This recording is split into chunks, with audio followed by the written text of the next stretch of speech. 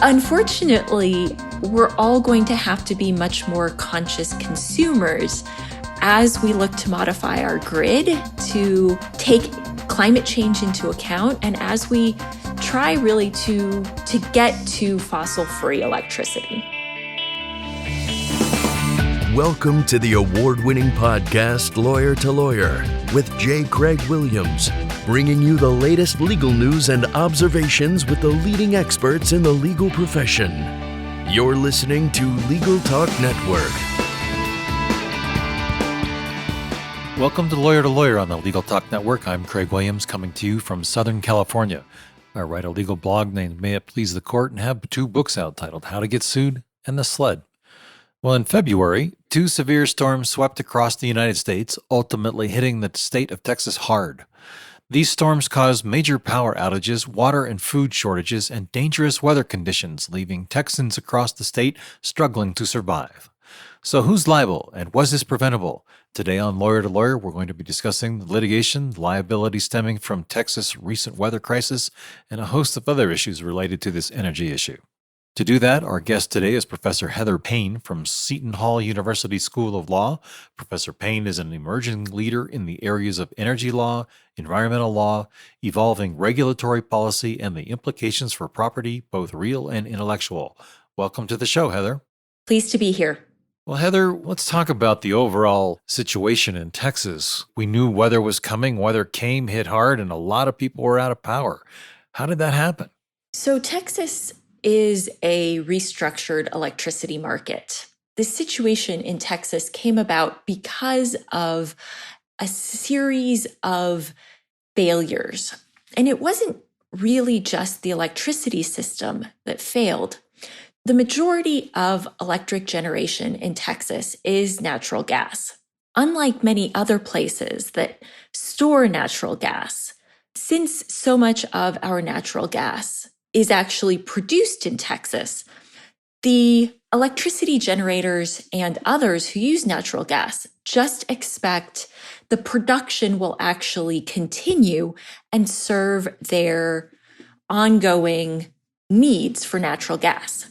No reserves. No reserves in the traditional storage sense of the word. Obviously, lots of reserves, but in the ground. And so what happened in Texas is we actually had a cascading series of failures.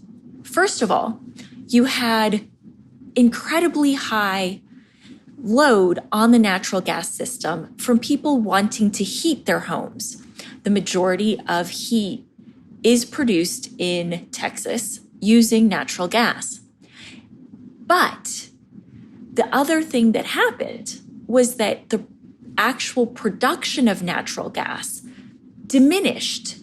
When we produce natural gas, we also produce water. And so if we have the situation where when we're producing that natural gas, the water can freeze, that also actually will end up reducing the amount of natural gas that can be produced at that same point in time. And that's what we saw in Texas. So we first saw incredibly high load from people needing it to heat their homes.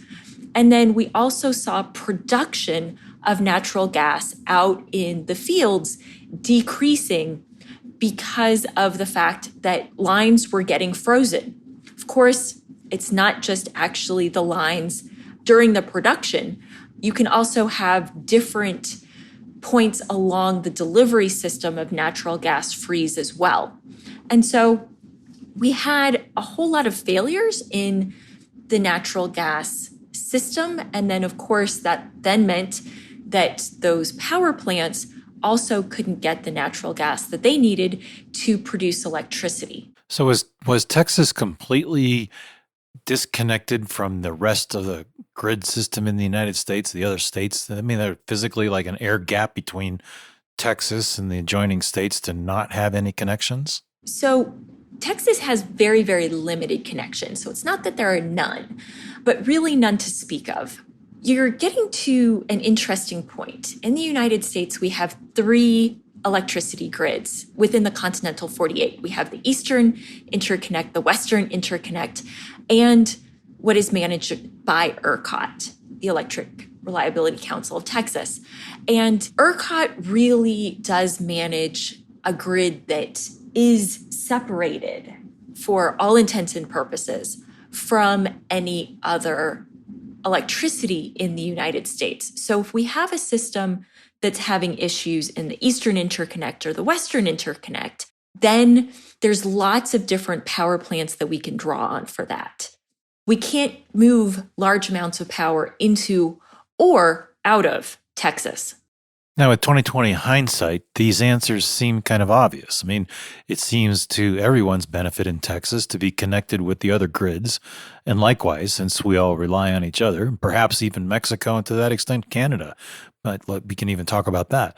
But you said it's a series of cascading failures, but is this one failure that could have been prevented?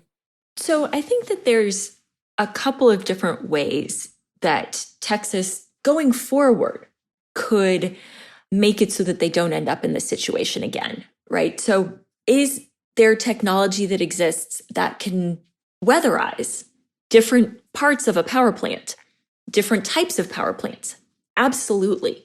Would it be possible to interconnect with either the Eastern Interconnect, the Western Interconnect, or both? Absolutely.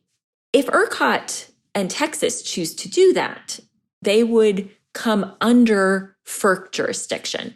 And that's one of the main reasons that they have not wanted to interconnect, is by making it so that they have no electricity that flows in interstate commerce, then they're not subject to regulation by the Federal Energy Regulatory Commission.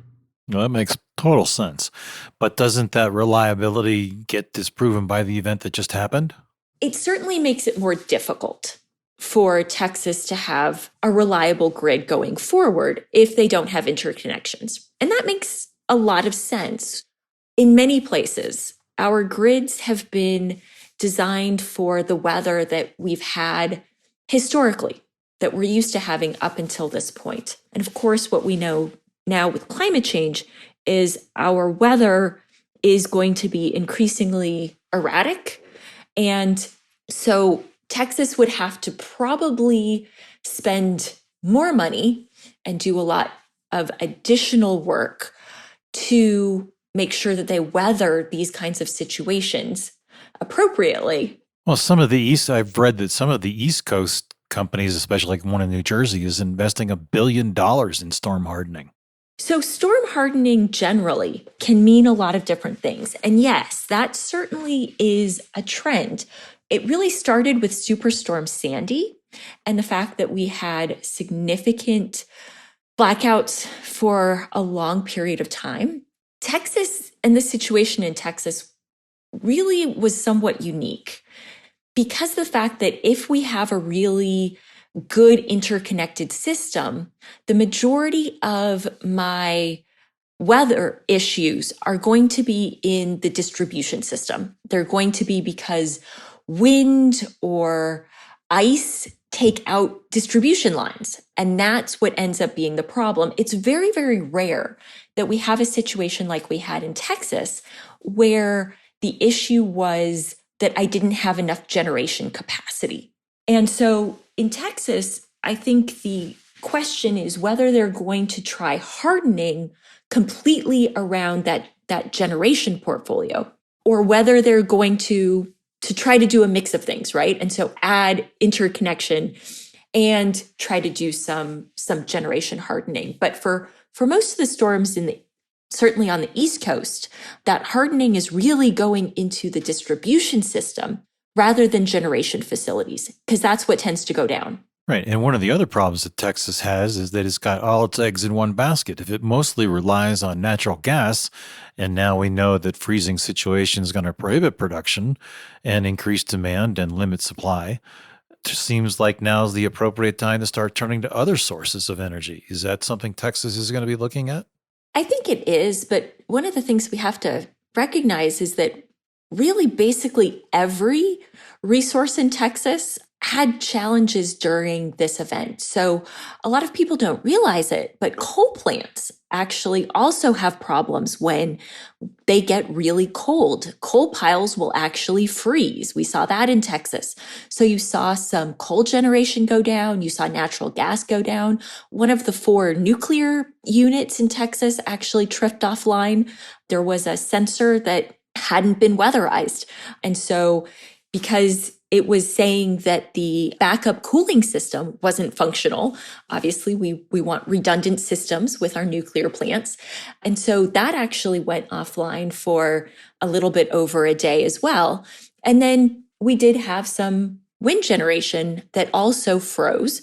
And again, it's a situation where if any of those resources were weatherized properly, they could have potentially maintained their generation, but that didn't happen.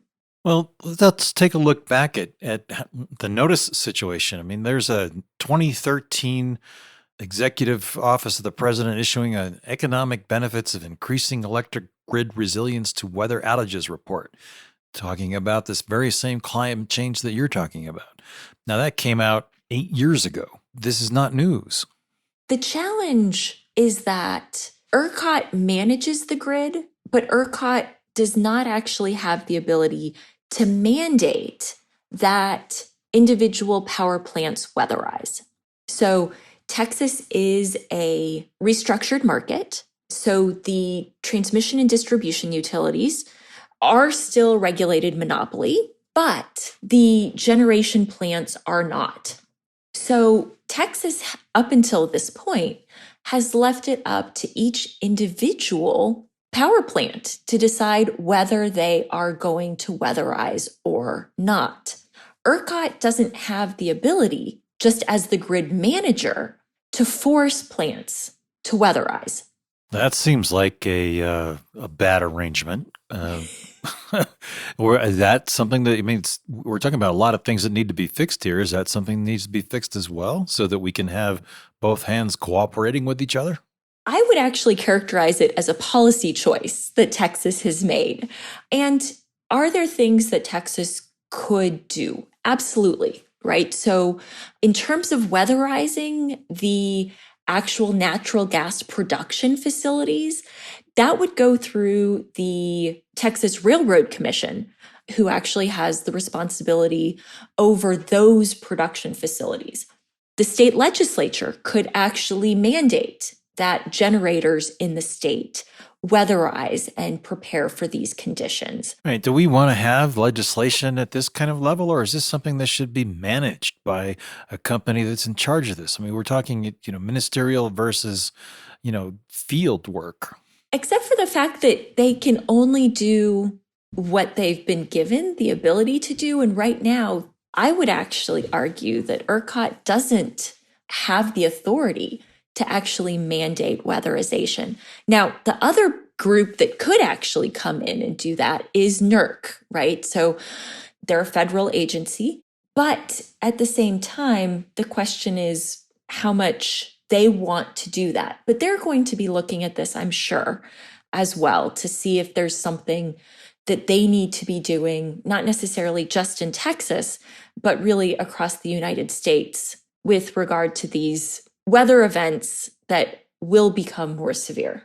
So what do the people that are without power for days and without water and without the resources to be able to, how do they deal with this?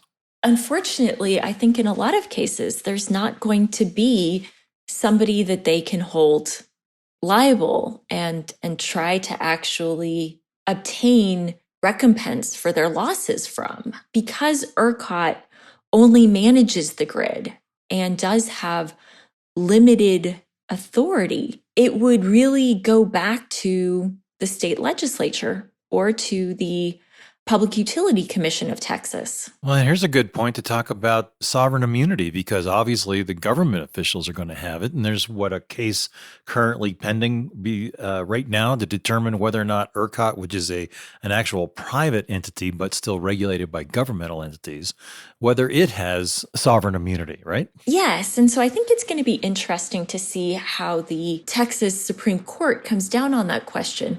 I think even more importantly, though, is I don't know even if you can sue ERCOT, given that they're only the ones that are managing the grid, they don't actually have the ability or the authority at this point to mandate weatherization or other activities. Even if they don't have sovereign immunity, I'm not sure that that's going to lead to plaintiffs really having a better outcome. Well, that's an unusual defense. What do you call that? The not my department defense? They can only do what they have authority to do. Yeah, well, that's look at it from a contract standpoint. As you as an individual say, I contract with you to provide me with electricity, and then you don't provide it.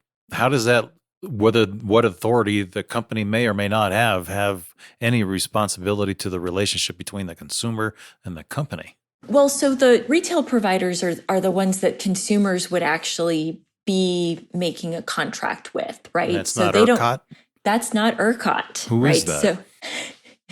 So it depends on that particular person, right? So Texas is a completely restructured market, which means that you have power producers, the generators themselves. There are probably somewhere between 500 and 600 of those in the state. And then you've got ERCOT, who's the one who's actually managing the grid. And really what they're doing is they're accepting bids from these generators for how much they want to be paid for their electricity. They're trying to figure out what the demand is in terms of how much customers are going to want. And then they're dispatching based on that. They're dispatching at the lowest cost possible. But they actually aren't the ones that have a retail relationship with the customer. So then you have retailers who actually are the ones that have the relationship with the individual consumer. And of course, because Texas is fully deregulated, a lot of these consumers have plans that you and I would be very comfortable with, right? It's either a fixed rate or something close to it, perhaps a time of use plan. Other times, you do have customers, and it was only a very small percentage, that signed up for plans that would actually basically pass through the wholesale rate, which typically in Texas would be a really good deal. Unfortunately, subject to market fluctuation. Exactly. And of course, during this time, the market price went very, very high. But that's actually how Texas has designed its market. It uses high prices to indicate when more generation is needed. That is amazing. Now, given that you are from New Jersey, how does it work there? How's the regulatory system, or how does the relationship between you and, was it PSEG, your system is called? So yes, I'm a PSEG customer. So New Jersey, like many of the northeastern states, is restructured as well, but not in the same way as Texas. So we still have PSEG is my monopoly service provider for my transmission and distribution. Generation goes through the equivalent of ERCOT for this area, which is PJM. Generation is distributed same way. And then I can also choose to have a different retailer if I would like to. So right now, the town that I live in actually is participating with a number of other municipalities. And we do have an alternate provider for our retail service, but my bill still comes from PSEG. That's kind of the way mine works out here in California. We have a relationship with Southern California Edison, but they're highly regulated by the Public Utilities Commission, and they're also interconnected. Well, we kind of hinted at some liability issues. Let's talk about the lawsuits that are coming down the line. And you've said that weather's not gross negligence. Out here in California, we've had a lot of lawsuits against the company PG&E, Pacific Gas and Electric, up in Northern California, that was responsible for failing to maintain and update its system, somewhat different than the situation you're describing in Texas. And they were sued for millions of dollars by the government and by individual people. And now I see that there are lawsuits that have been filed against ERCOT and other regulations. How are those lawsuits going to work out? Yeah, so I actually grew up in PG&E territory. So it is a different situation in California, I think, because of the fact that both PG&E and almost 15 years ago now, San Diego Gas and Electric actually had started, their equipment had started from some fires. SoCal Edison has seen the same situation. And I think really the difference there is that we can tie those wildfires specifically back to equipment that the utility had. Right. They can identify exactly what line fell and started the fire. Exactly. And we just don't have anything like that in Texas. So the fact that there simply was not enough electricity that was being generated to actually serve all of this load was really the problem. And because of the way that the Texas market is structured, it wasn't a requirement for any specific generator to be putting on at that point in time. And so we just don't have the same causality as we saw in California. That's definitely a big difference. Is there any relief that the people that suffered so much in Texas can get? Are insurance available for this? Is there any kind of government aid coming through? What can they look forward to? For the people who have certainly water damage, for example, homeowners insurance hopefully will pay for that.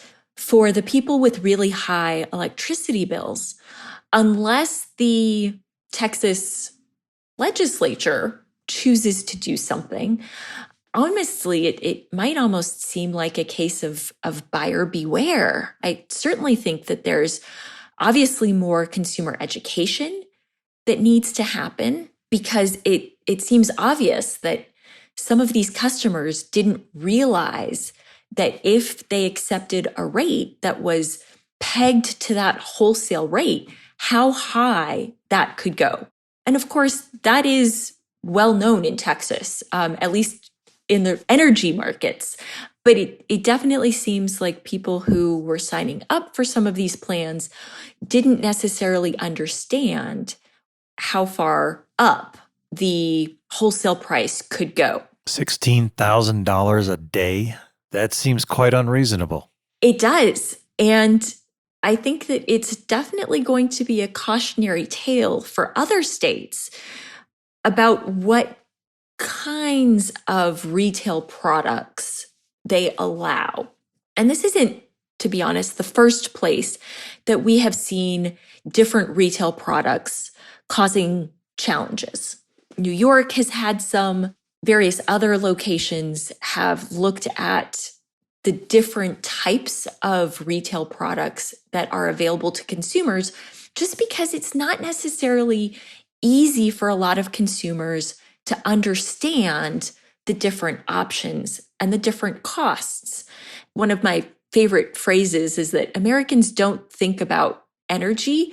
They just want cold beer and hot showers.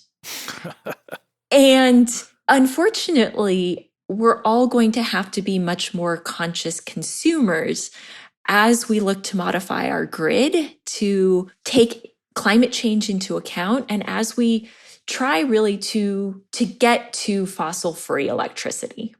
We have a long way to go with that. There's certainly a lot of steps that have to be taken with solar and wind and nuclear and hydrogen and a whole bunch of other sources. And obviously, interconnections can help with all of that. The more that we can interconnect, not just between Texas and everybody else, but between both the interconnect, the Eastern interconnect and the Western interconnect, that's going to make it so much easier. And of course, one of the things, hopefully, that Texas will think about as they're looking at what actions they take is the vast majority of the time, Texas would probably be an exporter. They have a lot of wind that they could actually be selling to California. But the way we have the interconnects right now, they can't. So hopefully, coming out of this, not only will we get better consumer protections, hopefully updated regulatory authority, but also potentially a recognition that we could actually have exports that would benefit the entire country. That sounds good, but although I think we have enough hot air out here in California as it is. Well, Professor Payne, it looks like we've just about reached the end of our program, so I'd like to take this opportunity to invite you to share your final thoughts, as well as a way our listeners can reach out to you if they'd like to get in touch. Absolutely. I would hope that while Texas ended up in the situation that they did, I think due to a lot of different policy choices, I'm hoping that we can use this as really an instigation to move all of us forward and recognize that we do need to modernize our electric grid. And I can be reached on Twitter at LawProfPayne. Payne, right? That's it. Wonderful. Well, thank you very much for joining us today. It was a pleasure having you on the show. Thanks so much, Craig. Well, for our listeners, if you like what you heard today, please rate us on Apple Podcasts or your favorite podcasting app. You can also visit us at LegalTalkNetwork.com, where you can sign up for our newsletter. Remember, when you want legal, think lawyer to lawyer. Thanks for listening to Lawyer, produced by the broadcast professionals at Legal Talk Network. Subscribe to the RSS feed on LegalTalkNetwork.com or in iTunes. The views expressed by the participants of this program are their own and do not represent the views of, nor are they endorsed by, Legal Talk Network, its officers, directors, employees, agents, representatives, shareholders, and subsidiaries. None of the content should be considered legal advice. As always, consult a lawyer.